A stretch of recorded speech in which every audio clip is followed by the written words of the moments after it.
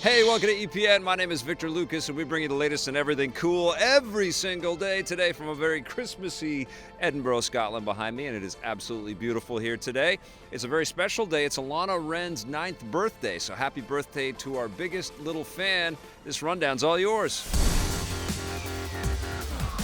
The latest Uncharted game is digging up an old relic from its predecessors. Naughty Dog has unveiled a new co-op mode for Uncharted 4. It's called Survival and is a beefed-up version of the co-op modes from Uncharted 2 and 3. You and up to 2 other players can take on wave after wave of increasingly powerful enemies and unique objectives.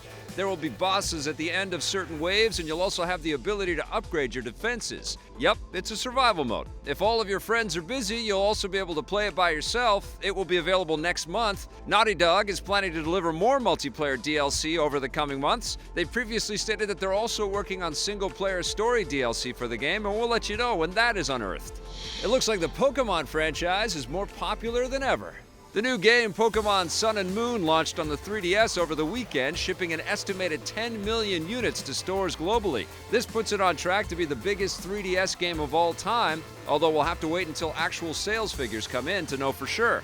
The 3DS might not be the only place you'll be able to catch the new Pocket Monsters. Nintendo is rumored to be working on a port of Sun and Moon for their upcoming system, the Switch. Eurogamer reports that the Switch version currently has the working title Pokemon Stars, and along with better graphics, it will have expanded gameplay features and additional characters. If the reports are true, this would be the first game in the main Pokemon series released on a console.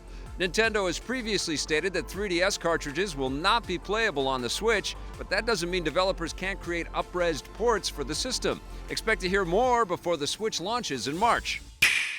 The huge success of Pokemon Sun and Moon is being fueled in part by the popularity of the mobile game Pokemon Go. Developer Niantic is launching a double XP week starting tomorrow at midnight, giving trainers double the amount of XP in Stardust. In what might be a little less cool, Niantic is also nerfing the combat power of several Pokemon while increasing the combat power of others. They say that these changes will make the game more balanced and competitive, and they plan to continue tweaking the combat power going forward. I guess online gamers should be used to this sort of thing by now. New games aren't the only thing Pokemon fans have to look forward to. The new season of the Pokemon anime will premiere on Disney XD next month, and Hollywood is working on a live-action Pokemon movie due to hit theaters in the next few years. And new details have come in about another big-screen adaptation of a monster-catching game franchise. Resident Evil movie director Paul W.S. Anderson is developing a Monster Hunter film, continuing his collaboration with Capcom. Speaking with Deadline, Anderson revealed that the monster hunting adaptation will be very different from the Resident Evil movies, sticking to the fantasy tone of the series. He also gave a few hints about the plot. The film won't borrow from any specific Monster Hunter game and will instead tell a new story that sees our ordinary world collide with the parallel Monster Hunter world. Specifically, Anderson says that his film will focus on a normal American who gets dragged into the Monster Hunter world, and eventually the creatures from the Monster Hunter world begin invading ours. This kind of sounds like the plot of the Super Mario Bros. Movie, or even more ominously, Anderson's own 1995 Mortal Kombat film, but hopefully that's the extent of their similarities. The Monster Hunter movie is still in the early stages of development, so don't expect to see it in theaters for at least a few more years.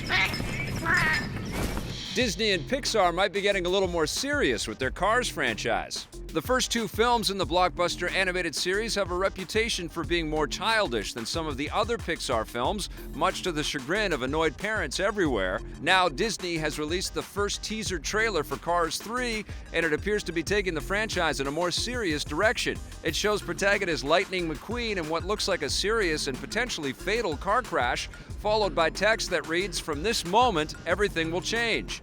It's unclear if this is just a clever marketing gimmick that got us talking about it, or if it means the Cars franchise really is going to get more dramatic like the other Pixar movies. We'll just have to wait and see.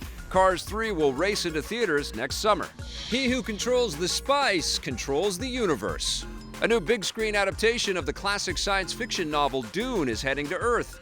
Legendary Pictures has picked up the film and television rights to the book, and they plan to turn it into a new movie, followed by a potential TV series. The Dune universe is certainly big enough to accommodate their plans. Frank Herbert's original novel was first published in 1965, and it's been followed by more than a dozen sequels, all of them revolving around the desert world of Arrakis.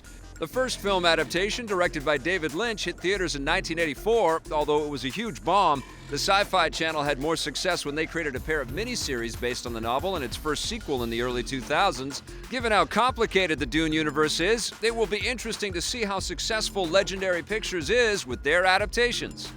And that wraps us up for today. Thanks for watching, everybody. You know we're going to have a brand new rundown for you tomorrow. We'll see you then.